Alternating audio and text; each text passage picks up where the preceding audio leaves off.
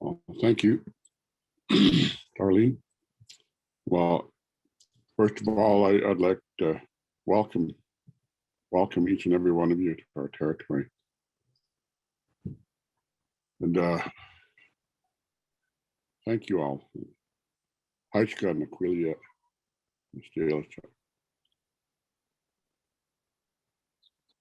The way that we always begin things is we start things off with a prayer. Thank the Creator. Oshim Khal Chacha. I'd like to thank the Creator for this day. Thank the Creator for this beautiful territory that we live in. For all of our friends and relatives that are here in our territory. Thank the Creator for sending down the blessings of our children, our grandchildren. Ask the Creator to watch them all through these troubled times. Ask the Creator to guide our thoughts tonight and help us to work through the things that we need to do. Ask Him to guide us in our paths. Lay a blessing on all the people that are participating tonight. Give them that strength to go on with the fight that they need to do. I'm just gonna thank the Creator for this and welcome you all to the Snk territory. And, Salt Spring is called Xwaaqw'um to us, and it means looking towards Saanich. Looking towards Saanich, that's what we refer to Xwaaqw'um as. You know, Xwaaqw'um, our village in Fulford Harbor is one of the oldest villages of our people, and you know, we travel out there, gather medicines, and to harvest our foods. Well, there's many stories I could tell you of Xwaaqw'um, but I'd really appreciate everyone that's doing the work that you're doing, because the water that we drink, the fresh water, is a blessing to our people, and we always knew that it was sacred, and our people always marked off the places where drinking water was accessible, and they especially marked off the places where they were the best places for the fresh water. Our people traveled all around our territory by canoe, and in each area and each island they knew where the fresh water was. And sometimes it was right down by the beach, and sometimes it was up the hill. But our people always kept that knowledge amongst each other to where it was going to be. And we know that the fresh water, good fresh water, is becoming scarce. So I'm glad that you're all coming together now to talk about this. And talk amongst each other and how best to attack this problem. So once again, I want to welcome you all to our territory, welcome you to this day, and thank the Creator for all of your presence.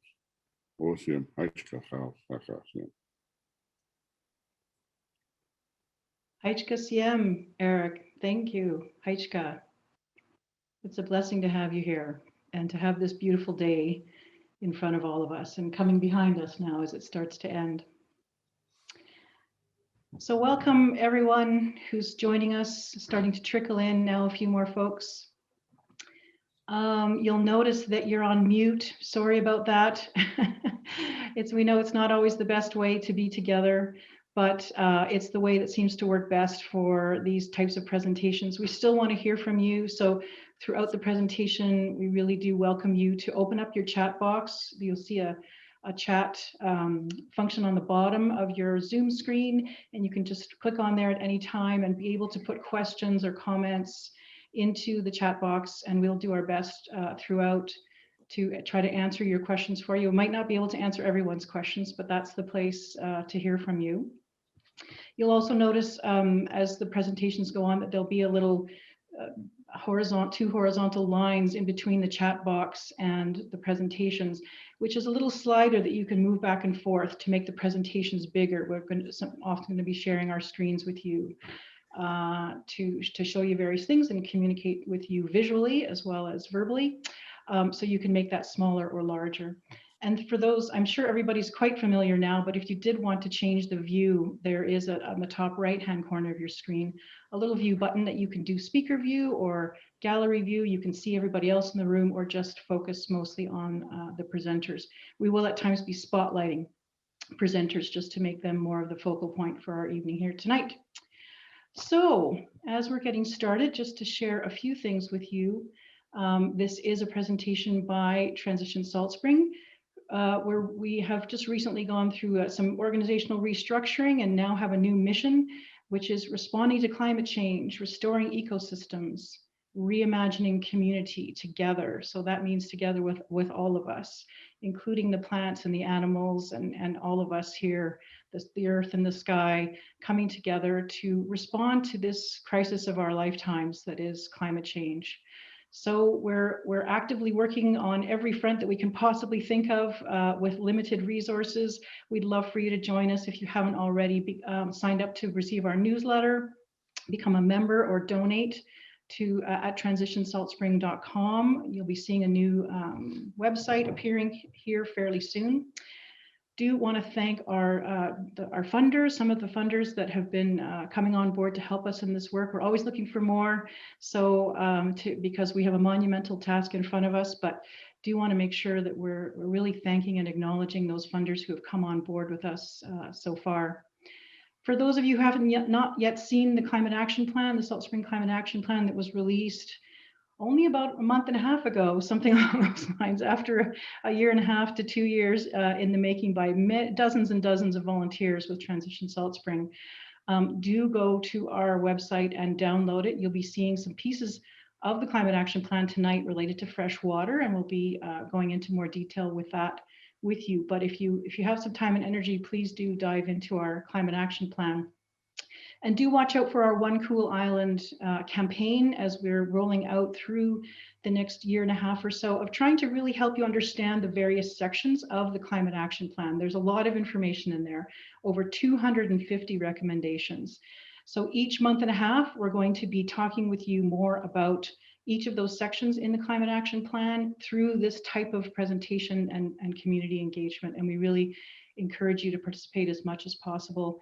Do sign up for our newsletter to find out about how and when all of those activities will be taking place over the next year. And we also, I'm just getting a message about having a paper copy in the library next month. For those of you who like paper, go figure. So let's just make sure you know what's coming up. We are going to be going to about 8:30 this evening. We have a pretty action-packed agenda for you. First of all, we have some folks who are going to do a deeper dive into the Climate Action Plan around fresh water. Then we have a special presentation from our guest, Robin Annschild, called Repairing Watersheds for Climate Resilience.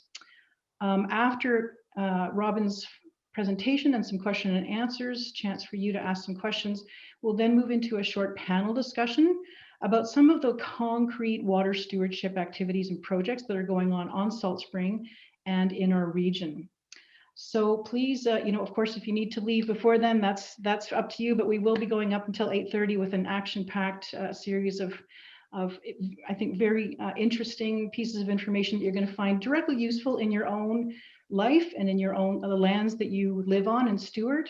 And there will be a recording that will be sent out from this evening as well if you wanted to revisit that or share that out with others in the future. So Bryan Young, I'm going to pass it on to you. Bryan Young is the chair of Transition Salt Spring, the chair of the board, also one of the lead co-authors on the Climate Action Plan. So Bryan, over to you. Thanks very much, Darlene, and hi Xwaaqw'um once again to Eric. Thank you very much for your words. They help to ground us as we consider this most important issue, water. And I'm really excited to talk with you tonight. And some of you may have heard a longer version of what I'm about to say, but I think that this is the very first of those deep dives that we're going to be doing over the next several months, as Darlene said. And it's very important to leave no one behind and make sure that we give people at least a summary of what the plan is about, what it looks like, and what its major kind of thrusts are. So I'm going to give a very short 10-minute presentation, and hopefully Erin Ann and Darlene can feel free to butt in when I'm at the halfway mark and the 2-minute mark. I'd appreciate that very much. But welcome to all of you. So plans like this they're labor intensive. As Darlene said, it took 1.5 years to develop this plan. And it is, based on our knowledge, as complex as many regional plans in terms of what we were able to come up with. Plans like this will often cost $250,000 in consultants' time and money. And for us, it cost probably about 1/10 of that. And that's because we had a crew of amazing, generous volunteers who are concerned, to say the least, about the multiple crises that are facing our region. So this is our gift to you. This plan is our gift, but a plan is just a plan if we don't actually act on it. And all of the programming that we're developing for you in the next several months is aimed at helping everybody get a bit of an injection on each of the key clusters of issues. So the plan obviously has a lot of context. You'll see, for those of you who have downloaded it and looked at it, it's got a wonderful vision at the beginning of what 2030 could look like. And I would challenge all of you to come up with your own visions of what you think 2030 looks like. It's got a whole section on climate risks that we're facing, maps and data to back that up, and some appendices, which really are, I mean, for the data geeks like me and others, to really provide the context for and the science behind the methodology, the methodologies we're using to come up with our numbers, the approaches and the caveats, because none of these plans are perfect. They depend on multiple variables that are changing all the time. So we encourage you to take the plan in its entirety or in its pieces and to come to events like this, where we can help you understand some of the specifics. So what you get with the plan are, the meat of it really are these sector-specific plans, which tonight we're focusing on freshwater, and each of them is structured in a very similar way in terms of giving recommendations and who actually is responsible for implementing those recommendations. Shannon Cowan will go over that in a moment. And you can look forward to us having conversations about agriculture and food, forestry, transportation, infrastructure, and land use planning in the months to come. So a lot of these plans will have emissions reductions targets in them. That's definitely part of the picture. And what you're seeing here is from the plan itself. And what it shows is where we have been historically in terms of our emissions and where we actually need to go. What you will notice is that the line is not going up very much. However, that's not what we need to do. What we really need to do is get to net zero. And that's a challenge. And it's a challenge that most governments in the world, particularly in North America, are failing at. And we need something very different in order to be able to succeed in this task. And we'll be talking about that tonight, and that is collaboration. One of the unique features about this plan is, or the thing that sets it apart from the previous plan, was the inclusion of adaptation measures in it. Mitigation is all the stuff you do to reduce your emissions, and adaptation is what you do to prepare for the impacts that you really can no longer prevent. The kind of upshot of that is, the reason why you do that is that because we essentially waited too long to actually act. So that's what we're going to need to do. We're going to really need to both lower our emissions and adapt our infrastructure and our ecosystems to be able to tolerate the kinds of changes that are underway. So the other thing we did differently from the first plan was a completely new set of sections and study on the climate risks we face on Salt Spring Island. There are, of course, studies like this for B.C., for example, and Canada. But to do a deep dive on Salt Spring, we felt would really help Salt Springers understand what's at stake and what we need to do. And highlighted on this slide are some of the issues and risks that we are facing in the coming decades. So here's the first one, is something, you might think frost days, who cares?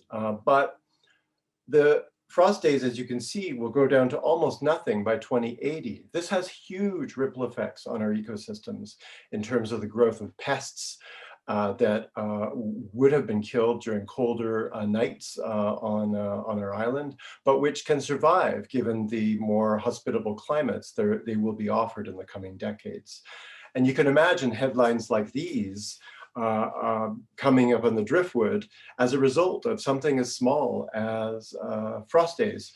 And I've been reflecting lately on the arbutus trees. I'm not sure how many of you have noticed, but the arbutus trees all over the West Coast have been suffering from a fungal infection that reports say are basically a result of the multiple stresses on arbutus trees, chronic drought being one of them. That's got climate change written all over it. And it could have been one of these fictional headlines, and people would have looked at me askance and said, really? But it's here today. So it's these kinds of things that we will face if we do not change how we deal with our environment and lower our emissions. Another one is rainfall. We've got, if you take a look at the Stewart Road closure a couple of years back, that was a result of headlines like these. Basically, you destabilize an ecosystem under torrential rains, and that leads to the collapse of infrastructure that really wasn't built to sustain the kinds of pressures that we're facing under a climate change scenario. So what we do to our forests affects our roads, and what we do to our roads affects our water quality and so on. And then there's temperature, which of course, as we proceed in the decades, is also slated to increase significantly. Here we see temperature heading up with average highs of 29.5 by 2080 and daytime highs of well into the 30s. Now imagine summer peak temperatures of 36 or 37, and you can also well imagine, based on recent experiences, what will likely happen. These temperatures create ripples that affect every aspect of our lives, including our safety. Summer fires in the Western US really do show us a future that's creeping north. Anything we can do to help keep our ecosystems moist and healthy will help our communities stay safer from drought and fire. But the longer we wait, the more expensive these fixes will become, and the less time we have to enjoy the many co-benefits that come from proactive climate action. So the last bit of data I want to show you has to do with sea level rise. And the upshot of what you're about to see is that we have a lot of work to do. So if you take a look here at this slide, it shows a picture of downtown Ganges. The different colors basically can indicate different heights. So the teal blue, for example, shows the 2020 king tide. The sort of lime green color shows a king tide at 2100. That's 80 short years from now, less than 80 short years from now. And looking on my screen here, I see that during a king's tide, you've got the Thrifty's parking lot underwater. And if you actually compound a king tide with a storm surge, and this is something that can happen in the fall, you've got flooding all over downtown Ganges. And I know there's starting to be discussions about that in local government. CRD has done maps showing what the scenarios are for all the areas in the CRD, but there is a tremendous amount of work to do to change, basically relocate a lot of the critical services we have and businesses in the downtown core over the next 100 years. It's these kinds of risks that we're going to have to face together. And that's why we're here tonight, is we're to give you a bit of a deeper dive into the freshwater issue and to show you what we can do to, collectively at the individual level, but also in terms of what governments can do as well. It's going to be a year-long journey, and I'm really excited to be embarking on it tonight with you. And it gives me great pleasure, actually, to introduce Shannon Cowan, who was on our steering committee, the steering committee that put together this plan. And Shannon Cowan was one of the co-writers of the freshwater section and was heavily involved actually in drafting a couple of, starting to draft some of the other sections that we did, until we decided that the way we configured the issues was too big. The ecosystem stuff was too large, so we actually separated the forests from the freshwater issues. It's an artificial distinction, of course, because all of these things bleed into one another and all of the issues are interrelated. But Shannon Cowan is, as most of you know, works with the Salt Spring Island Water Protection Alliance, and is also working with our beloved Salt Spring Foundation. And I'm very pleased to introduce her. And she's going to give us a bit of that deep dive into the freshwater section in the Climate Action Plan. Thank you, Shannon, and welcome. Thanks, Brian, and hello to everyone.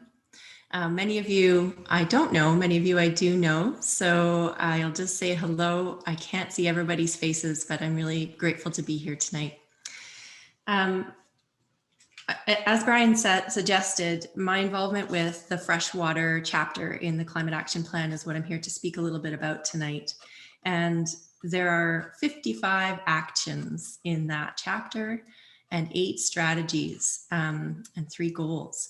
So if you haven't had a chance to read it, I really do invite you to take a good long look at that. What I'm going to be highlighting for you this evening is the way that that average folks can be in a system, in a greater system of reciprocity and reconciliation with our freshwater systems. Our freshwater systems go way beyond just simply thinking about rain or groundwater or lakes or creeks. It really is the entire system through which water flows. And so I'm really grateful to have been involved with a team of wonderful volunteers who have worked for the last several years to create both infographics to share some of the messaging that I'll be sharing, as well as the messages themselves in the Climate Action Plan. So I'm going to share my screen here and just go through a few slides that will highlight these areas in the plan. So let me just begin the slideshow here. As Brian mentioned, increasing drought length is one of the major impacts that many of the climate predictions have shown for our area. So we know that we have seasonal drought on Salt Spring Island, and increasing length to that drought and severity of that drought have been predicted by the Pacific Climate Impacts Consortium in Victoria, as well as the increasing temperature extremes that Brian mentioned. So we're looking already, and the evidence is around us even right now as we speak. We're in a bit of a spring drought at the moment, and those can be pretty tricky when we get spring drought without enough spring rainfall. It can increase the severity and intensity of the regular summertime, July through September droughts that we see. Also, increased flooding and runoff volume from more intense storms is what we can be expecting. So in that, we'll take a look at our island here through this map and through the lens of the watersheds. Now, many of you probably do know that you're in a watershed wherever you're located, even if you're not on Salt Spring right now. And a watershed is simply an area that catches rain and drains to the ocean. So every single person, human person who inhabits the planet, as well as other living trees and animals, all live inside of watersheds. And as you can see, there are many of them on Salt Spring. There are some that are larger than others and some that encompass the drinking water lakes. So I just wanted to highlight this slide so that we can situate ourselves in the watershed where we live, and also take a look at the diversity of size and distinction in terms of protecting and restoring the key features of these systems on Salt Spring. So one of the first premises of the Climate Action Plan's Freshwater Chapter is to enhance wetlands and forest functions. So we can do this through really building and restoring our wetlands. Robin Annschild is going to speak more about this evening, so I'm not going to go into it too much in depth, but I wanted to highlight that the World Wildlife Federation has recently released a 2020 report to follow up on their 2017 report that 1 in 5 species of plants are at risk of extinction, 1 in 4 species of animals, and that on average in the last 50 years, we've seen a 68% reduction in all vertebrate populations. This is an incredible loss, and we're on a trajectory that needs, again, this reconciliation, this a different approach, a transformative reciprocity is what we need to be creating for our systems and halting the trajectory that our current capitalist systems have been on. So understanding and working with the ecosystem services that our forests provide. Canada is home to 20% of all freshwater resources in the world and 30% of all boreal forests. So what can we do on Salt Spring in our watersheds? We can build and restore wetlands. We can promote the water retention in the soil, acting like a sponge, especially at higher elevations. Those areas have been shown through resilience mapping to be some of the most important recharge areas for the island. Rain falls on this footprint of our island and it infiltrates the soil and down into the rock crevices. Some people call them aquifers. They're basically cracks in the bedrock way down deep, and that's where the groundwater is stored. It all depends on retaining that water and having it not run off quickly to the ocean, which we know that climate change is amplifying the intensity of storms and the speed at which the water runs off. So we need to be looking at, on an individual scale, a community scale, local government scale, regional scale, how we can slow and spread that water. We can reduce the fire load in our forest ecosystems, and we can, we're hoping through the Climate Action Plan actions to really promote a locally adapted fire smart training that will incorporate some of the contradictions that we might see from the provincial fire smart tenets with our Climate Action Plan here. Secondly, we can support updated state-of-the-art mapping. And thirdly, pay attention and steward how water traverses where you live. So I'm wrapping together several of the strategies into this slide about forests. So as I mentioned already, slow and sink and spread the water that comes off your roof, and really pay attention to overland features where you're living. It doesn't matter if you own your property or not. There's lots that can be done to slow and spread and sink the water, including just helping the water along the ditch, along the side of the road, etc. Ponds and swales are really essential. This slide shows one of the beautiful infographics that has been created through the Transition Salt Spring Coastal Douglas Fir project at Islands Trust and the Salt Spring Island Watershed Protection Alliance, sort of an alliance here to come together to highlight how forests really support our drinking water systems, whether you get your your water directly from rain, or your potable water from a water system that's based on a lake or from a groundwater well. It's definitely reliant on the function of the forest ecosystem. And so just to follow the raindrops down the side here, highlighting that, you know, the importance of the lush understory, of reducing excessive deer browsing, of maintaining healthy soil populations, of removing fire load and dead wood that can build up in the drier areas, and of replanting our forest areas. This is an essential component of being a watershed steward on Salt Spring Island. Tending your native shrubs, keeping moisture in the woody debris on the forest floor. So I hope that people can see that. If you can't see it up close on this slide, then look for it out in the world on Salt Spring. It's coming soon near you. This slide's about fire and water, just highlighting that in this chapter, there's a lot near the end of the chapter, three strategies that are mostly about fire and the fire risk that is tied right up with our freshwater systems. And you can see on this map, the really pink zones indicate the highest fire risk areas on Salt Spring Island. You'll notice that the areas that have the creek systems and that are low lying are green, they're low fire risk areas. So elevation, where we know it's important to be capturing and storing and recharging our aquifers, our groundwater aquifers, it's also important to keep the moisture in the soil and in the understory layer of the forest. Even where we see large lakes, you'll notice there still is fire risk. Cushion Lake and St. Mary Lake, Maxwell Lake is in one of the highest fire risk areas. So lakes don't necessarily prevent that fire risk. And everyone can take action to reduce dead and woody debris and make sure that it's not building up around you. Also, make sure that you check out the forestry and built infrastructure and agriculture and food sections of the Climate Action Plan, because they contain more information about this. So I know I'm running a little bit out of time. I'll just highlight these two slides are about, this slide shows the fire and water connection. And if you lead your eyes from left at the top, flowing down through to the bottom right, you'll notice that in this slide, it's showing us what happens when there's drought and when a property isn't necessarily set up well to be storing water like a sponge. So that's about all I'm going to say about it right now, because there's not a lot of time here. But I hope that you take a closer look at this in terms of what you can do on your property. For example, well, the next slide is going to show you what you can do to rectify this situation. If this looks like your property, take a look at the next slide. So in the next slide, we see that the water through that having more of a tree canopy, more of a lush understory, promoting the native shrubs, and making sure that within the area, within 20 feet of any structures, we don't have a lot of trees with dead limbs or open bare soil. We actually do have lush, moist plants that are containing the water.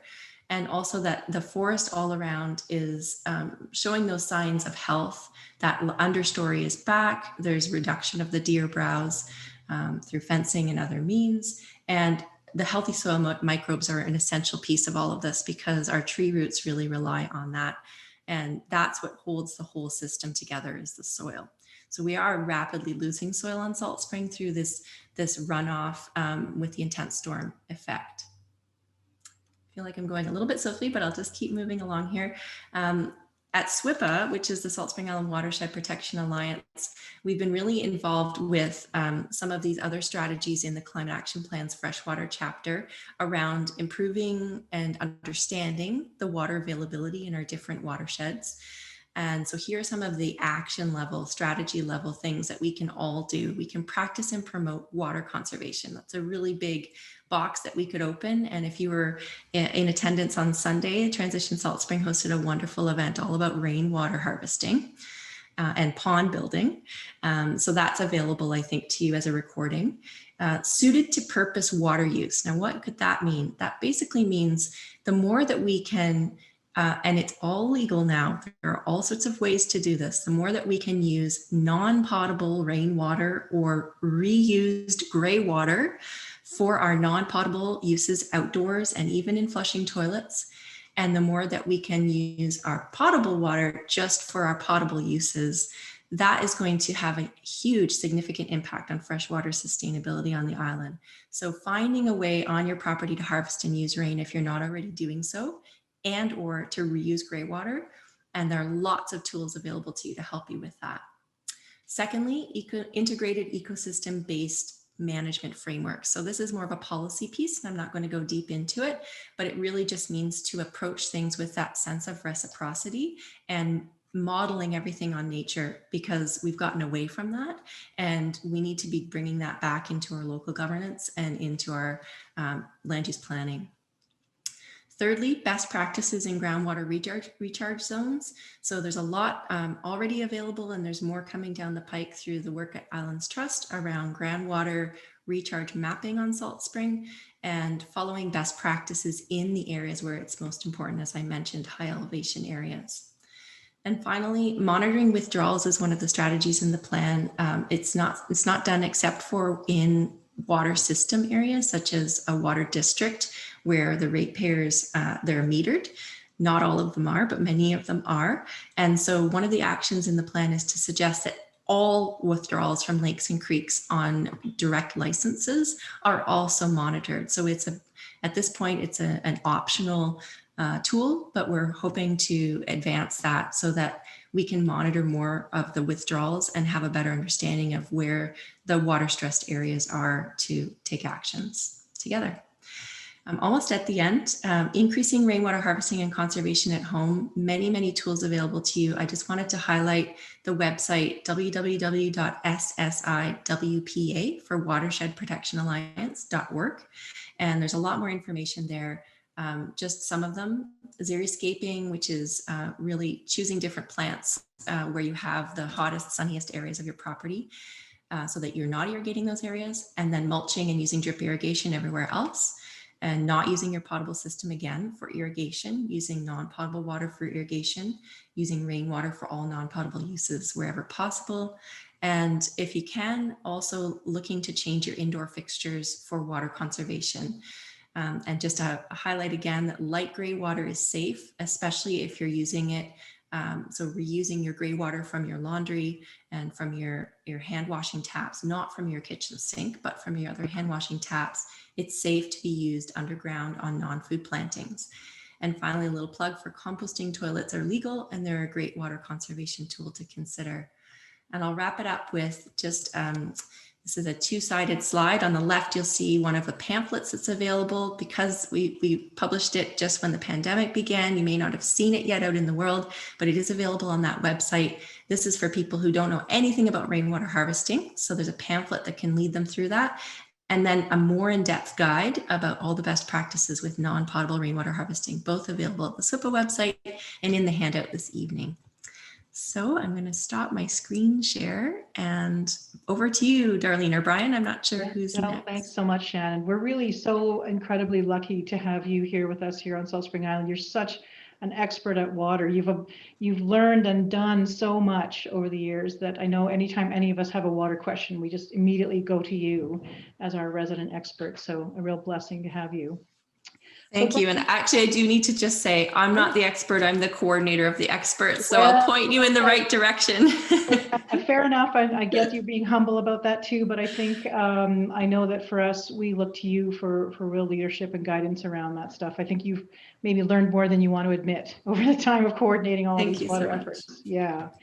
So Bryan, I'm going to invite you to come in with us with Shannon and Bryan just for one quick question. I'm not seeing any other questions in the chat, but I did want to give Bryan and Shannon a chance to speak to just highlighting some of the main challenges that you're seeing briefly in about a minute or two between the two of you. The main challenges that you're seeing for Salt Spring to be able to really have access to those freshwater resources that we need for the forests, that we need for the plants and animals, and that we need for ourselves. What are those main challenges standing in the way of us being able to have that nice balance of water?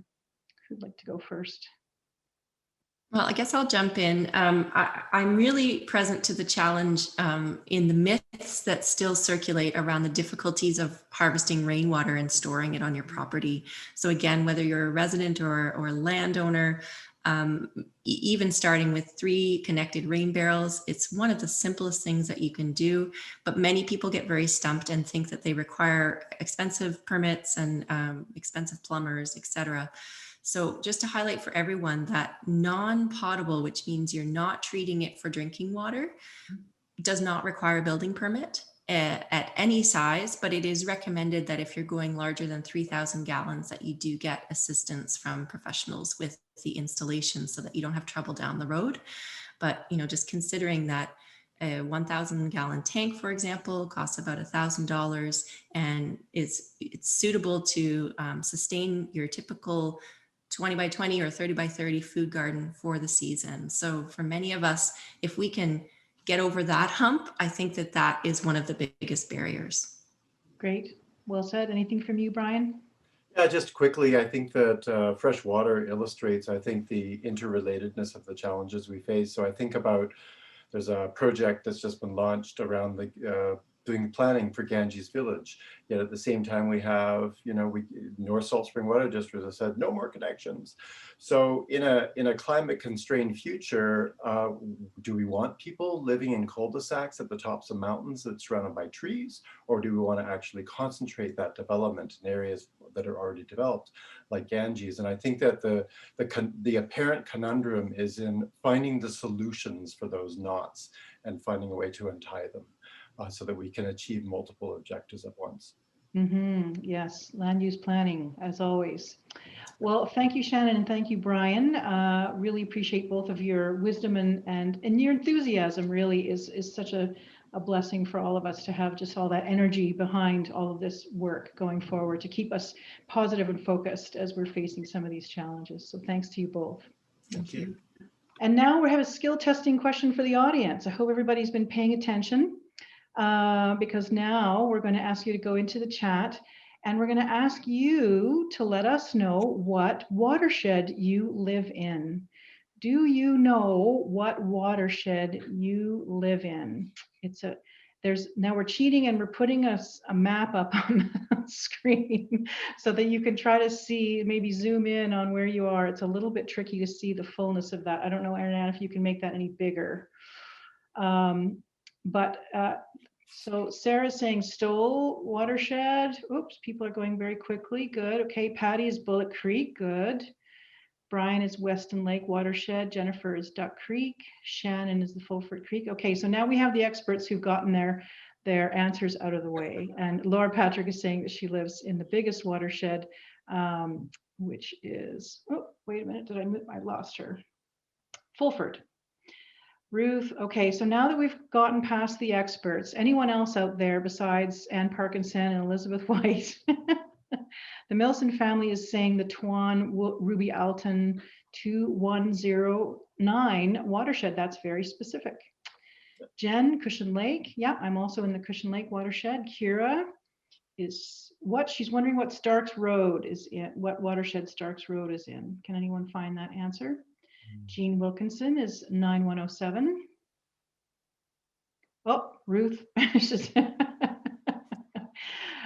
is in the same watershed that I'm in the Cushion Lake, Cushion Creek watershed. Anyone else? Sandra, Fulford. So I think we're hearing from maybe about half of you. So probably the other half don't know what watershed you're in, which is normal.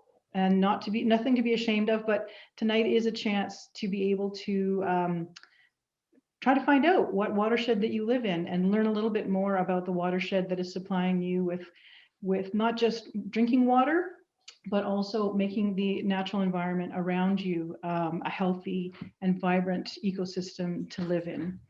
So thanks so much, everybody. I think we're going to go now into the next section of our evening, which is our special presentation from Robin Annschild.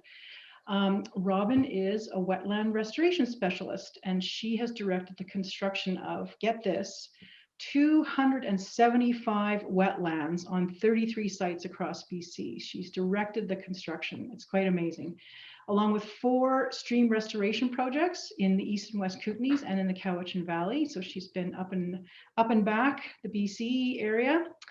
But since 1914, Robin has completed over 1,500 hours of wetland restoration field training with a man named Tom Bybighauser. I'm hoping I'm pronouncing that right, and assisted him with the construction of 103 wetlands in BC, in California, in Arizona, and South Carolina. So she's taken her expertise far afield as well. Robin uses low-cost, low-maintenance restoration techniques developed by Tom Bybighauser over 35 years to design and build groundwater and surface water supplied wetlands. She has served as conservation director for the Salt Spring Island Conservancy here in our home. And under her leadership, the conservation program raised over $4.8 million. My goodness.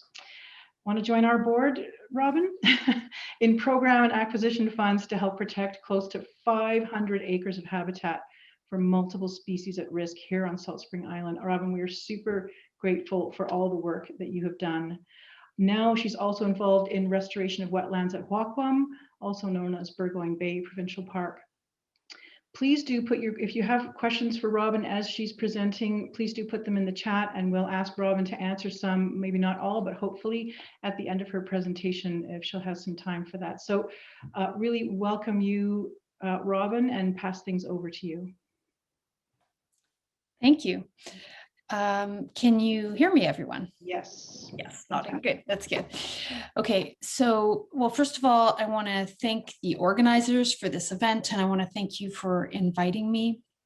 I'm really pleased to be with you all this evening in this way that we can be together, which isn't maybe as satisfying as being in person, but it's definitely a lot better than not being together at all.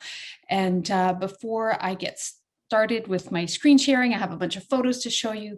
I want to acknowledge with gratitude and say Haichka, thank you to the Indigenous people of Salt Spring Island, British Columbia, and really all of North America for the stewardship of watersheds since time immemorial that protected and allowed watersheds to be healthy and biodiversity to survive and thrive, and want to acknowledge the really sophisticated cultural mechanisms that allowed that to happen. And we sure have a lot to learn as we grapple with our changing climate.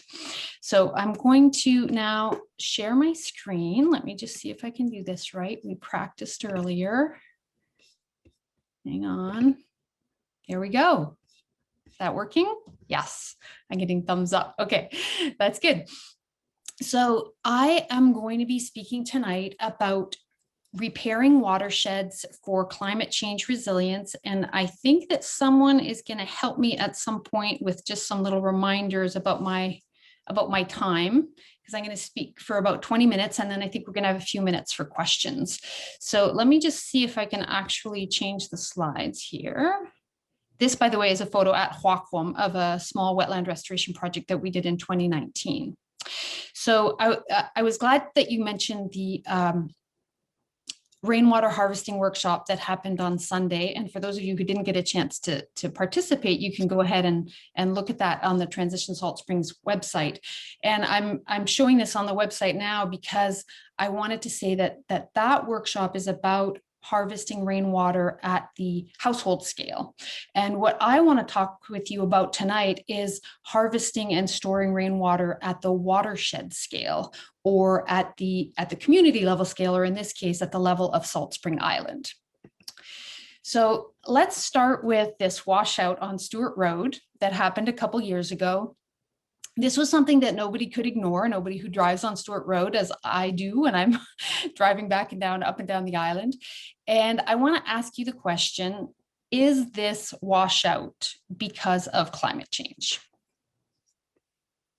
Now, let's look at something else that's been going on in this world and in our country and on the island in the last year. There's been a lot of conversations about systemic racism in Canada and systemic racism in North America. There's been a number of events that have triggered a lot of conversations that one might consider long overdue. And so here's a question. Is this because of the pandemic? I'm going to say no, that systemic racism has really nothing to do with the pandemic, except that the pandemic added strain to our culture, to our people, to our social interactions, and to our healthcare systems. And it showed up the problems of systemic racism that have been there all along. So let's look at another event that happened this past year, the near collapse of the power grid in Texas. So there a lot of things happened, so you may not remember this, but I was really struck by this.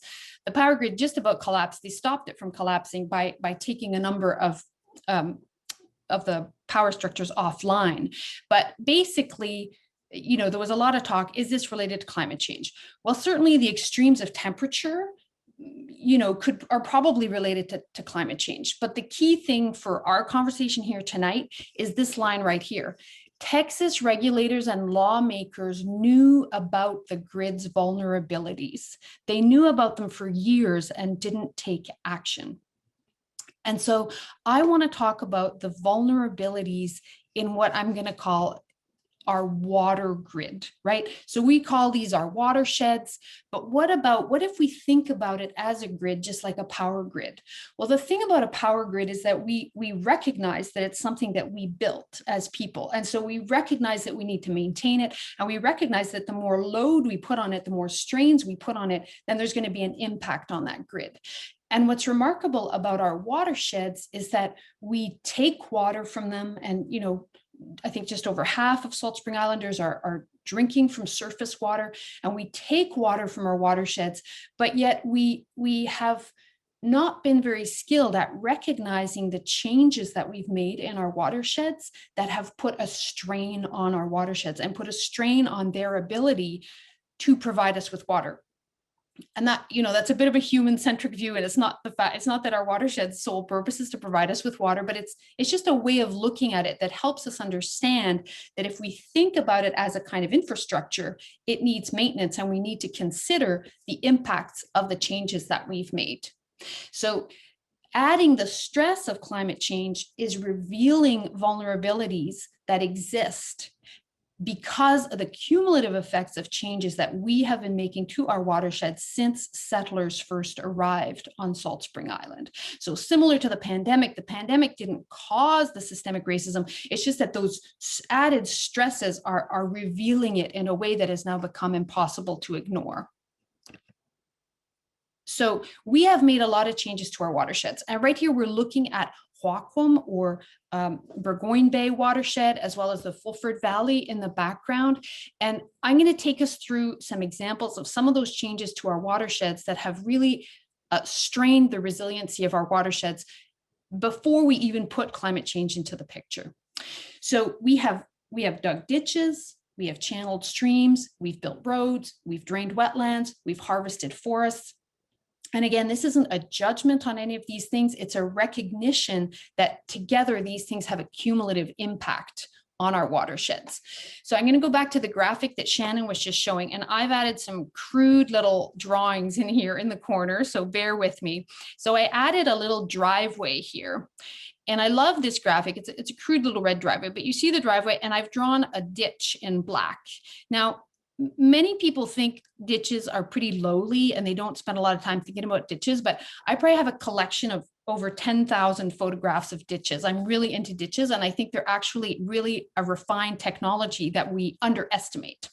So ditches, and this is important to our conversation tonight, ditches work in two ways to remove water. Ditches remove surface water. So here's this little arrow. Water is coming off your driveway and flowing into the ditch. Okay, it's removing surface water. But the other key thing, and this is why I've put it onto this graphic, it's this critical area, this shallow moisture zone. Ditches lower the elevation of groundwater. And this is really important to us. So going back to this notion of rainwater harvesting and purchasing tanks to harvest rainwater, let's think about our watersheds as if in our watersheds we had a series of tanks where we could store water. So one of those tanks, if you will, is the forest and the vegetation. So we know that protecting vegetation is critical to protecting water storage in our watersheds. Also, this shallow moisture zone shown on this graphic. I don't know if you see my mouse when I wiggle it. Do you see it? So this shallow moisture zone is like another one of those tanks where we can store water. Of course, the wetlands, the streams, there's a lot of different places, and the groundwater recharge and the aquifers are important places where water is stored. But I want to speak to this shallow moisture zone and to the ditches. So think about your driveway. You have a ditch, it's removing water, and it's carrying that water away from the ditch. There's ditches beside every road. They're carrying water away from the road. Now, this infrastructure wasn't built. It's like, when you have a new app, it's like they didn't consider that in the app. Well, when people built out the road network, they weren't thinking about water storage. And everything about our roads is built to evacuate water from the watershed as quickly as possible. Now, this is really important when we think about what's happening to our road infrastructure. So was this washout caused by climate change? Well, climate change may have caused us to have a rainfall event that may have lasted 3.5 days instead of 2 days. You know, it may have been a longer rainfall event. But the network of roads that evacuated that water so quickly is really what was more the primary cause of it, right? Climate change has exacerbated it. Now, what's great news about that for us is that you know, the things that are directly caused by climate change are much harder for us to take action about. Whereas the things that are existing stressors on the system, those are areas where we can make modifications. So let me carry on here and look at some of the other things that we've done to our watersheds. We've drained wetlands. Here we are in the Fulford Valley. This is an agricultural field. Again, this is not a judgment. This is just adding up the stressors to our watersheds. So lowering the elevation of water, reducing the size of that storage tank, if you will, of water through wetland drainage. Another way that we've reduced water storage in our watersheds is by stream channeling. Now, this is not a natural stream. This is in Ganges. This is a stream that's been ditched so that this field could be drained to grow food. It's an agricultural field that subsequently was turned into a park. So let's take another look at that same ditch that has a stream flowing in it. Again, we've lowered the elevation of water. So this whole cushion here, this whole thickness of soil has been drained by lowering the base elevation of the stream. Now, that's a great thing if you want to have a picnic right there and you don't want to get wet. Of course, you don't want to be sitting in a puddle, but this again is an illustration of some of those rainwater tanks, if you will, those storage tanks that we have disconnected in our watersheds so that they're no longer storing water the way that they could. Now, here's a big one that really comes first, but I mention it last because it's one that we have a lot of cultural amnesia about. The first and most substantial change to our watersheds was the removal of beaver. And because this happened for the most part pre-settlement, it's something that we kind of disregard. And I call it beaver removal and ongoing suppression because I liken it to fire suppression. So I think most of us are pretty aware of this notion that for a long time we suppressed fire in our forests across British Columbia. We thought that was a good thing, and there were some side effects to that were unanticipated. And this is the same thing with beaver removal and ongoing suppression. And I think it's important to acknowledge that this is an ongoing management action that really happens under the radar. So beaver are regularly killed and removed from the Xwaaqw'um and the Fulford watershed, and that is reducing the water storage capacity significantly of the watershed. And in looking forward at climate change, you know, when you have a storm coming, you gather all your allies around you, who are all the partners that you can work with. And I suspect it will be very difficult for us to navigate climate change without partnering directly and productively with beaver. And let me give you some examples about that. Here is a floodplain under management by beaver. So notice the water storage. Look at the open water. This is in Snk Mip territory, by the way. There is open water from side to side of the floodplain, and open water is maintained all throughout the year.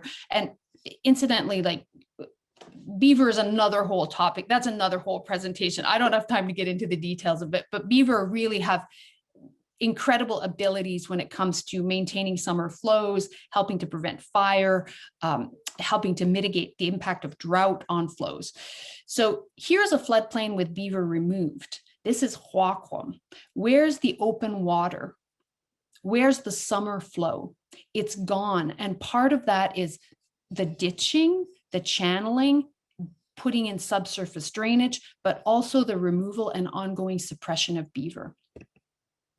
So I've talked quite a bit about some of the changes that we've made that have reduced the storage capacity of our watersheds. So now I want to talk a little bit about watershed repair. I'm going to take you through some photos and some examples, and I'm going to start with the masters. The true masters of watershed repair are beaver. This is a watershed that was repaired by beaver. It's between Caslow and New Denver. And talking about rainwater harvesting, here's an example of rainwater harvesting by beaver, again in Seke Dene territory. Look at the area of water that the beaver have impounded and stored. So here's a map. Now, look at this area here in purple, this area here in purple. This is the area of water that was surface water, open water in the absence of beaver in 1939, 1.4 hectares of open water. In 2020, in the presence of beaver, over 27 hectares of water storage in this watershed. Here's another example, Snk Mip Marsh in the Slocan Valley at the north end of Slocan Lake. This is a wetland restoration project planned, designed, implemented, and maintained by beaver. This is a project, by the way, by the Valhalla Foundation for Ecology, who acquired and restored this land. The main part of the marsh is restored by beaver, and the Valhalla Foundation for Ecology, and I've been pleased to be able to assist, have been restoring around the edges of the wetland some of the impacts of road building and mining by a previous owner. Now, let me take you through a little bit of a history of this site. Here's that same site in 1939. Look at this stand of trees right here. Hang on, I'm going to take you back to it. There's that same stand of trees surrounded by water. So in 1939, look at the ditch that drains the wetland. The ditch continues down here, and out to Slocan Lake. Sometime between 1939 and 1945, the people who were farming this land lost the capacity to maintain their ditch. Something happened between 1939 and 1945 that distracted them. By 1945, look at this dark color here. This is the same color as Slocan Lake. That is standing water. So the beaver have dammed the ditch and they've begun the restoration of the wetland. By 1951, it looks like it's narrower, the water, but actually what's happening here is emergent vegetation has grown in. So there's actually a larger area flooded. And today, this entire area is flooded. So that's another beaver wetland restoration project. Now, beaver can do a lot of things in watershed restoration that we can't do, and then there's things that we can do that beaver can't do. So here's an example of watershed repair by people. This is one of my projects in the floodplain of the Kootenay River. It looks, I know most people associate heavy equipment with habitat destruction, and it may look fairly destructive in this photo. This is right in the middle of construction, building a large wetland with a compacted clay liner. But here is the same wetland 2 years later. So another few examples. This is also close to Cranbrook. This is a floodplain that was drained by deep ditches. It was farmed in the past. It's no longer being farmed. And we restored wetlands by disabling the ditches and excavating shallow basins. And I'm really thrilled to say that beaver have now moved in and they've basically taken over the management and are improving on what we kind of got started for them.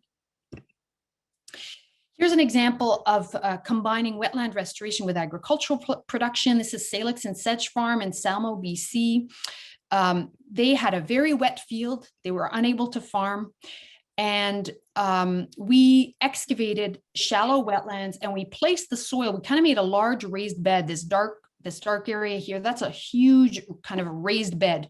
We raised it 1 meter at this end, 2 meters at the other end, just because it's a sloped area. And originally, Callie and Brendan, who farmed this area, intended possibly to put in fruit trees or raspberry canes. But in the end, I was really pleased when I went there last year to find that they've put in a heated greenhouse, which has really extended their season for food production. And basically this whole field here was way too wet. They couldn't farm it at all. So we added ecological lift, we added ecological complexity, we built these wetlands, increased the value of the wetland habitat, and we also provided them with an area that they could farm. Robin, about 2 minutes. Thank you. So I'm going to take you through some watershed restoration opportunities on Salt Spring. Here we are restoring a wetland at Xwaaqw'um. That was the construction. Here it is after construction. This is the wetland we restored at Xwaaqw'um in 2019. This work is led by Stakea Learning Society. And here it is a year later. And incidentally, we had 14 egg masses of red-legged frog, which is a species of conservation concern in that wetland this year. And I included this photo just to show you that, when fields are no longer farmed and you see this water standing in them, it's a real indicator that that's a drained wetland. So a couple of examples, other examples on Salt Spring, McFadden Creek Watershed, going back to this idea of the storage tanks. Here is an enormous rainwater storage tank. And this tank, this is like if you had a tank by your house and you left the drain open. The drain is open on this wetland, and it is open because of this deep ditch that runs under the road. So it is permanently in a state of being drained, and it cannot fill up. It can't store the water that it could otherwise store in our watershed and help sustain those summer base flows for the creek. And now let's zoom in on the Maxwell watershed. I want to take you right up to the top corner of the watershed here. This is an area that on some maps is called dry lake, very ironic. And look here, deep ditches through the middle of it. So how much rainwater could we store if we were to restore that wetland? We'll do a quick little measurement. It's about 6,200 square meters. Oops. 6,200 square meters. So imagine that that wetland is a meter deep at the deepest point. And if it was 50, so average of 50 centimeters deep, basically you could store over 3,000 cubic meters of water in this wetland. And I just did a little bit of math while Shannon was talking. If it's $1 a gallon for a 1,000-gallon tank, if you were to turn this wetland into tanks, it would cost over $800,000 to create this much water storage with tanks. But if you were to restore the wetland, I'm just going to take a guess at the cost. It might cost $50,000 to restore the storage capacity of this wetland. So in conclusion, hang on a second. I lost my mouse. Just a minute. Here we go. Okay, so the good news is that the water storage capacity in our watersheds can be repaired. And there's a lot of different ways that it can be repaired. And on Salt Spring, there's actually quite a lot of low-hanging fruit. So yes, there's been a lot of wetland drainage in agricultural areas. And if those areas are actively being farmed, that may not be your target. But there are numerous wetlands that have been drained that are no longer being farmed, or the reasons for which they were drained are no longer relevant. And that water storage capacity could be repaired. And there's also a tremendous amount that can be done with respect to the drainage network that surrounds our roads. Because yes, we can protect our forest cover, and it's very important that we do that. And it's very important that we protect our existing wetlands. But it's really important also to consider how that road network, it's just vacuuming water out of our watersheds. And when you ask yourself, why is it already so dry? Why is it already so dry in April? And yes, we've had little rain, but we had so much rain in the winter. And the thing is, on Salt Spring, we have an unbelievable advantage in that we get a lot of rain in the wintertime. So we don't have nearly as difficult a challenge as a place that doesn't get sufficient rain to meet its needs. We get the rain. Our challenge is to restore the capacity of storage in our watersheds so that we have the water that we need. Thank you. What I loved about your presentation was the abundance of images, because they tell the story instantaneously for the viewer that words sometimes are less efficient at. So I want to thank you so much for your tens of thousands of photos of ditches and your knowledge and your experience. And we look forward to seeing what else you can do at Xwaaqw'um and other areas on our wonderful island and the world around us. So thank you so much, Robin, for being here. We really appreciate it. Pleasure. Really appreciate the opportunity. And I'm just really amazed at the work that you are doing, Transition Salt Spring, and all the people that are participating this evening. Thank you all for coming together and working together. This is how we will accomplish our objective. Thank you so much. And oh yes, I guess my turn to introduce our next feature. We have, next up, we have a panel, a small panel, a conversation, I'd like to say, between Laura Patrick and Julie Pisani from Nanaimo. But first of all, I want to introduce Carlos Hawkins. Carlos Hawkins is an intern who's been working with us on a marine stewardship project. And he's done an amazing job of developing potential business models for marine polyculture in and around Salt Spring Island and the adjoining areas. And we thought we'd invite him, someone under 40, to actually take part in this conversation and interlocute with Laura Patrick and Julie Pisani. So welcome, Carlos. Thanks, Brian. Yeah, it's thanks for everyone for joining in today, and Robin for that really interesting presentation as well about all the freshwater restoration work. So yeah, we'll get into a conversation with Julie and Laura about some of the stewardship initiatives that are happening around Salt Spring Island and also in Nanaimo, the regional district. So I'd like to welcome Julie Pisani, the Drinking Water and Watershed Protection Program Coordinator for the Regional District of Nanaimo, and also Laura Patrick, who's the local islands trustee, and also the chair of the Salt Spring Island Water Protection Alliance. So welcome to you both. And yeah, I'd like to start off maybe with, if each of you could spend a minute or two talking about what in each of your organizations, what kind of work has been going on around freshwater stewardship in recent years, and also what excites you about the present moment about some of these initiatives.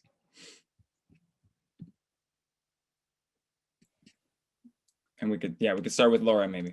Oh, I was going to say, I was going to let our guest go first, our off-island, but I'm sure I'd be happy to. Just remind you again that Islands Trust, it's both a federation and a local government. So we do work at 2 levels, a federation with 13 other island groups, and then with Salt Spring.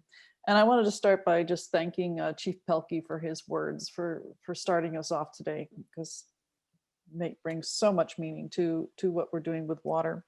And I also see William Schulba is our freshwater specialist staff for the Islands Trust, and we have Shannon. Shannon is the coordinator for SWPA. So there's so many people involved in what's going on with water. At the Federation side, I actually sit on a round table with Julie. We're doing a freshwater sustainability plan for the entire Federation. And it's kind of an exciting roundtable that brought in all different levels of other governments, as well as representatives of water purveyors, to people who are trying to build, all of that, and coming around a table and having a conversation to help guide Islands Trust in developing where it's going to go. Here on Salt Spring, we have a number of initiatives that we're doing. We're just kicking off the Weston Lake watershed study, and it's the impact of climate change for there. And we're also going to be doing a strategic planning exercise to help sort of shape where we're going. Because I think you just heard about all these exciting things that we can do. And I think that's the most exciting thing for me is it's like, where do you start? And you get overwhelmed. And I think by just sort of stepping back a little bit, get ourselves in some strategy, make some choices, and put our energy behind certain things, so that one, we can either prepare projects that when grant applications come floating by, that we can be available to get those, and that we can be very strategic and focused. Otherwise, we tend to start scattering like ants, seeing that it is the warm season. We're starting to see them run around again. We want to be in that straight line working together. And I think that's what a plan will do. And it's exciting. And as well as the coastal Douglas fir, I don't separate things in different buckets. I'll use some wet analogies here, water analogies. It slices across, water slices across the forestry issues, all our land use and planning, our water management, agriculture, all infrastructure, everything.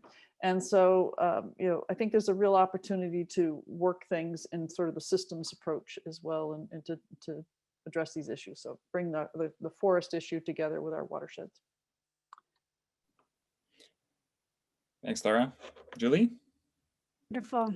First, I want to start by thanking everyone here with Transition Salt Spring for inviting me. So I'm an off-island guest, as you might see by my backdrop here virtually. I'm not on the top of Mount Arrowsmith. I'm joining you today from the Millstone River Valley in Nanaimo traditional territory.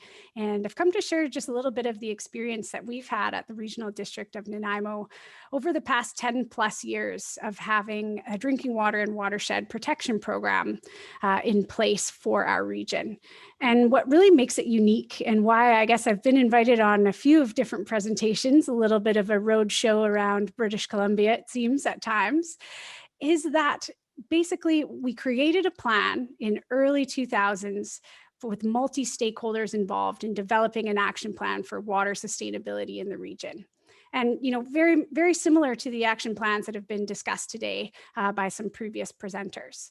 But really the crux about what I think makes it different is that the plan was accompanied by a funding mechanism. And that is unique to local governments, is that, we can initiate service areas with elector assent to establish, parcel tax requisitions for services for our community. And so after our first action plan for drinking water and watershed protection was endorsed by the board back in 2008 at this point, the following year, a referendum was held that essentially asked the question to the electorate, would you be willing to pay for a service that would implement the actions committed to within the plan?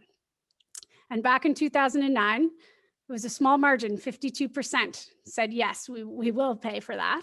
And that gave the assent for the RDN to establish the Drinking Water and Watershed Protection Service. So I'll be talking more about that in our panel discussion, but I really wanted to lay that as the foundation for, not only coming up with a collaborative plan that outlines actions for water sustainability, but also really strategically thinking about a funding mechanism that is reliable, it's long-term, and it essentially, provides the resources through which to develop relationships, commit to implementing activities, and really see through some of these challenging, these challenging things in front of us. We need to have a long-term vision, but also that funding and resourcing to accompany it.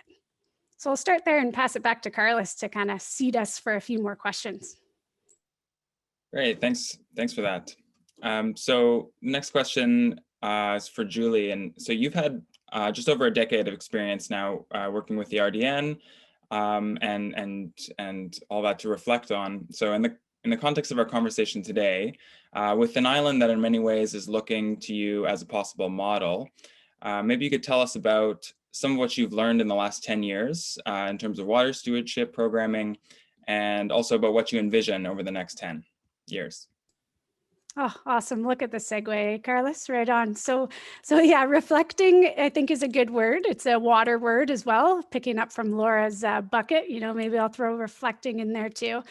But the idea is, yeah, we're at a point here where we can pivot and look back 10 years and say, okay, we were sort of experimenting with this new concept of a local government service that's a strategic service. We're not a service around, delivering water to your taps. That's taken care of in the operations and utilities department. But really, we're a strategic service that is oriented around public education around water, but also science, data collection, and monitoring around our region's water resources. And thirdly, using that education, using that science to funnel that into policy advocacy and planning support.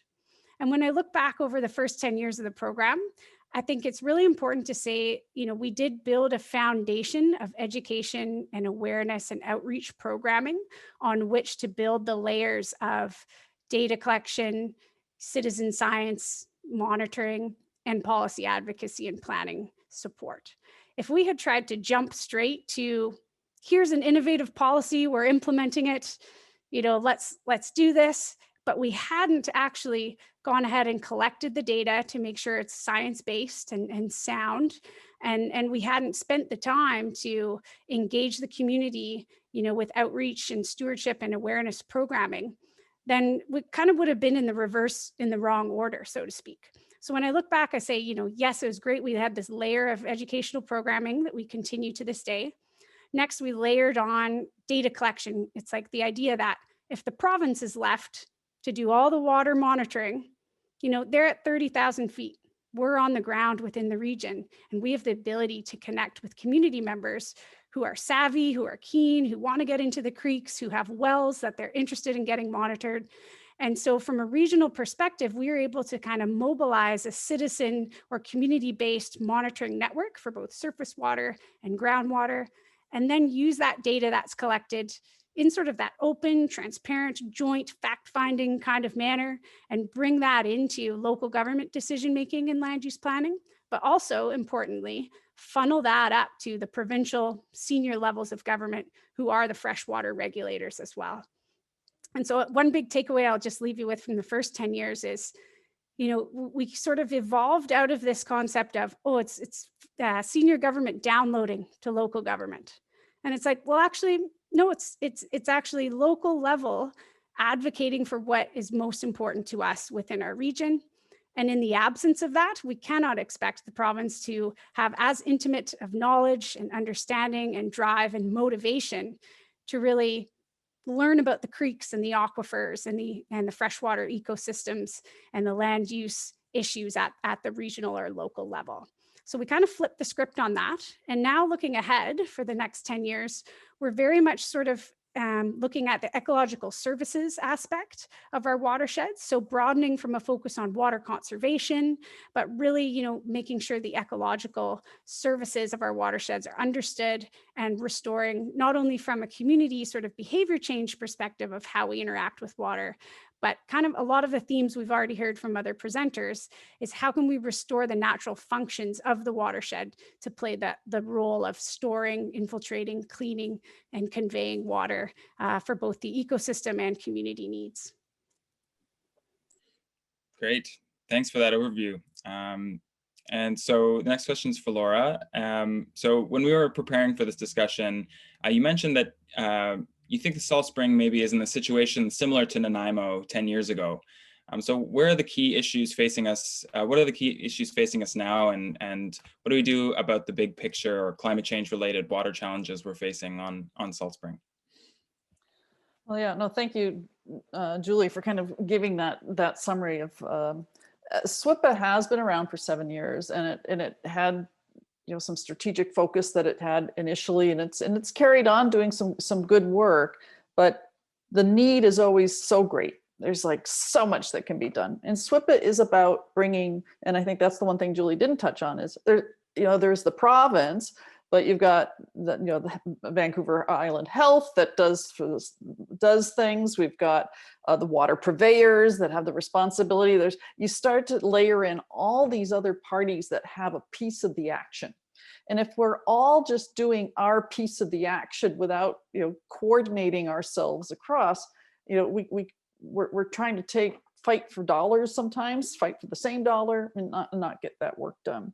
So taking that time to really focus and get ourselves organized, and with a 10-year future, looking ahead 10 years, we can help align the work with the resources. We do have taxation.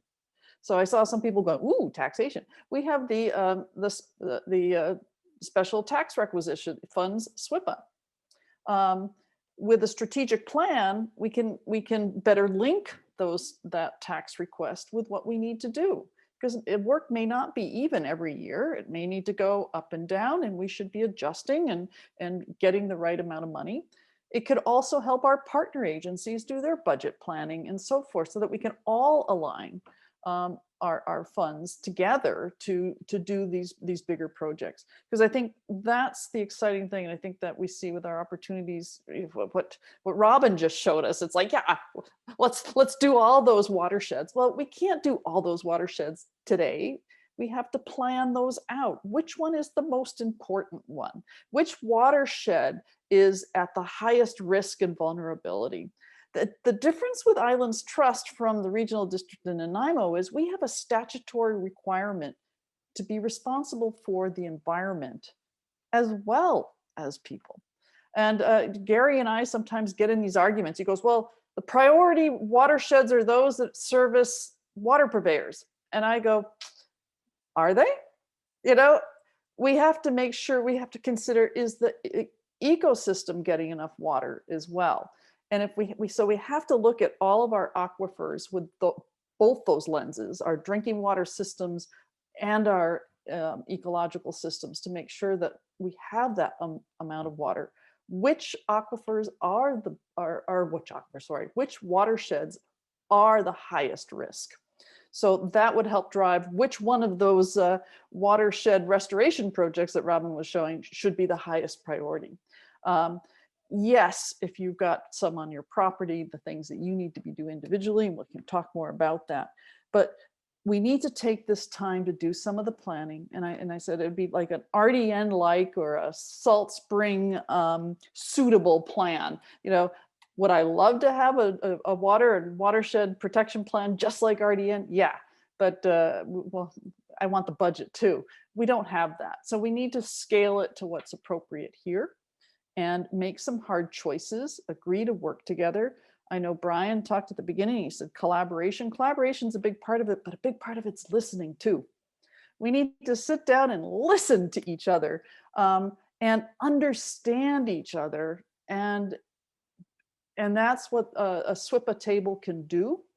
And a strategic plan with a 5 to 10 year horizon can help give us purpose and direction year after year, and have a higher chance of getting those resources so we can get those projects done and move on to the next ones. Thanks. Yeah, that's as you were speaking about the different levels of government and you know, community levels that all have to be consulted with. It made me think about, you know, how important communication is and communication strategy. So this is a question for either of you. How can we communicate effectively to address, you know, the urgency of these issues, but, you know, still being inclusive of diverse voices?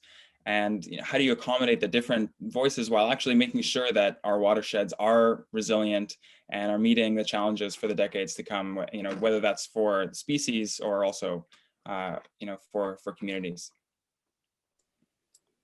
That's kind of the $1 million question. Thanks for that, Carlos. Yeah, I mean, I think there's this dynamic tension that we try to hold with a lot of social and environmental issues of our time, is sort of we're balancing this urgency of like, you know, these issues are huge, we need to tackle them, you know, it's time sensitive. But then there's also the balancing, you know, we need to bring people along and have an inclusive and diverse, you know, set of voices that are contributing to the solutions. And I think it's not either or. I think there's like a temptation to be like you either do one or the other. And I think if we can sort of conceive of like how we're working in this space as a bit of a dance and a bit of a dynamic tension of those things. And that's where these types of forums come in. So, you know, the voices that we've heard today and the folks that have joined to listen. I think SWPA has an excellent forum that they've established, Islands Trust as well. And so I think it's also balancing, you know, yes, having a centralized sort of leadership hub can be really helpful to coordinate with all those different jurisdictions. And that can be sort of the hub and there's spokes going off to the different groups. But I do think it's really important that it doesn't become so centralized that one organization is bearing the whole burden of work. And so I think Salt Spring is actually really uniquely positioned to be a little bit of that model of having a central hub for information sharing and coordination, but also various decentralized hubs of action with the different groups that are already, you know, working across the island on very similar and very complementary initiatives. And really, you know, and maybe this terminology is a bit overused lately in a lot of different webinars, but it's like that capacity building is a huge piece. And I could say that from our experience in the regional district of Nanaimo, there is a bit of this sort of cascade of, you know, we came in at a time where there was provincial staff that built our capacity in our staff as we were just beginning for example, our community watershed monitoring network, where we monitor surface water quality at 70 different sites and over 25 watersheds in the region. But our capacity was developed by some mentorship through a provincial biologist who wasn't always available when you know, a few years later, other folks wanted to model after that. But by that time, you know, we had the capacity built within us to then train stewardship groups across the region to go ahead and use those sampling protocols to collect data on water courses across the region. So it kind of went from one provincial biologist to a couple of RDN staff to 50 plus, stewardship volunteers across the region. And I think that's a good example of how there can be, yes, some sort of centralized coordination. And that's what we do with the volunteers in this program example.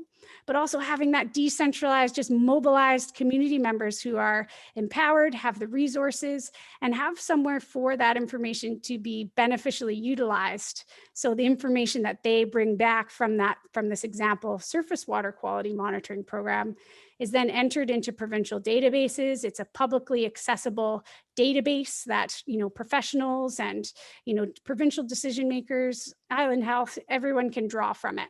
And so I think that is sort of a little bit of a way to think about balancing all these things of including many voices, but also having some enabling constraints or some structure to help move things along with a little bit more coordination and urgency as well.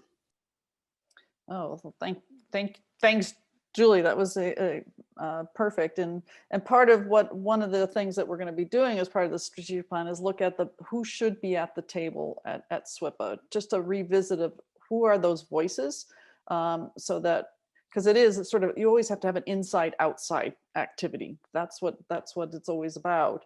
But we want to make sure we have the right people sitting around the table, and so that we can coordinate these activities going forward.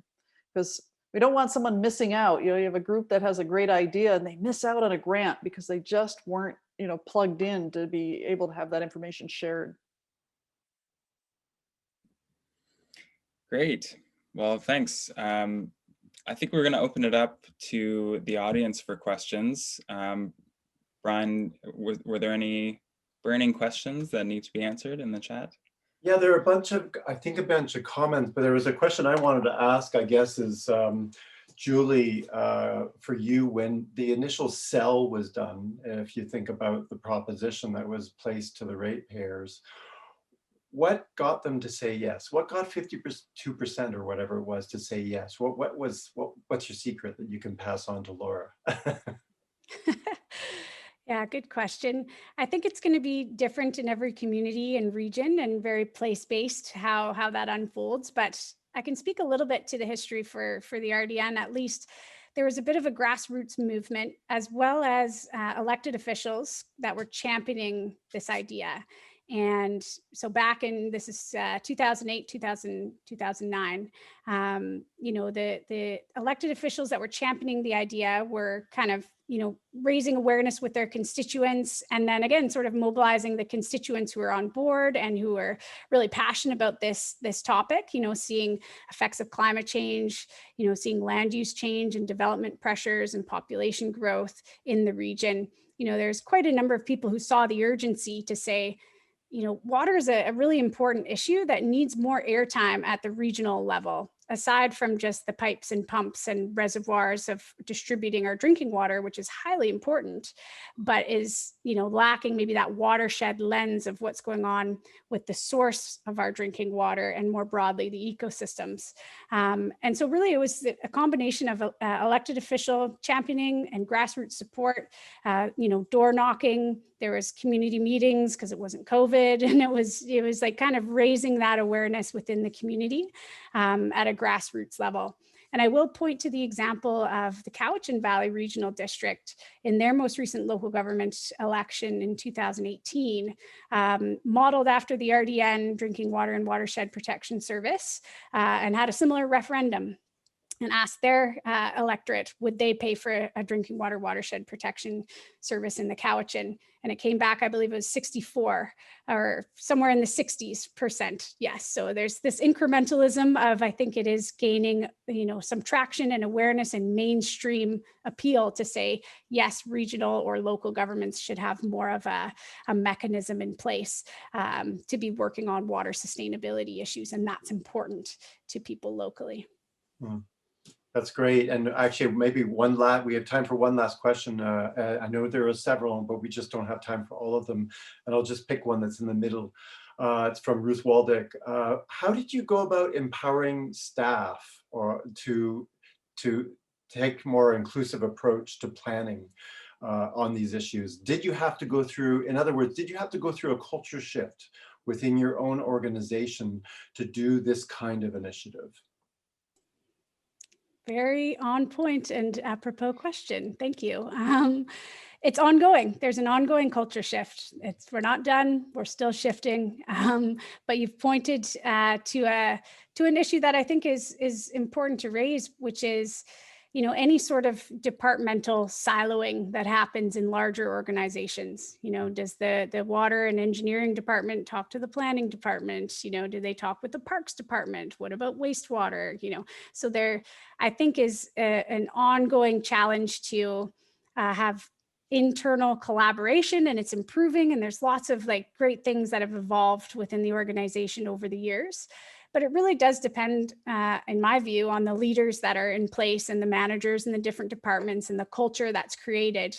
You know, and one department could be very forward in terms of collaboration, but if you're met with another department that has a culture of maybe less so, then again, it needs to maybe come from that overarching organizational identity of like, as an organization, we identify that, for example, water is cross-departmental. And therefore, you know, when the DWWP program wants to work on certain initiatives, it by its very nature will include the parks department, it will include the planning department, and so forth, right? So I think, you know, one challenge we had was the planners saying, you know what, we don't want another plan. We have plans, we have OCPs, we have a regional growth strategy.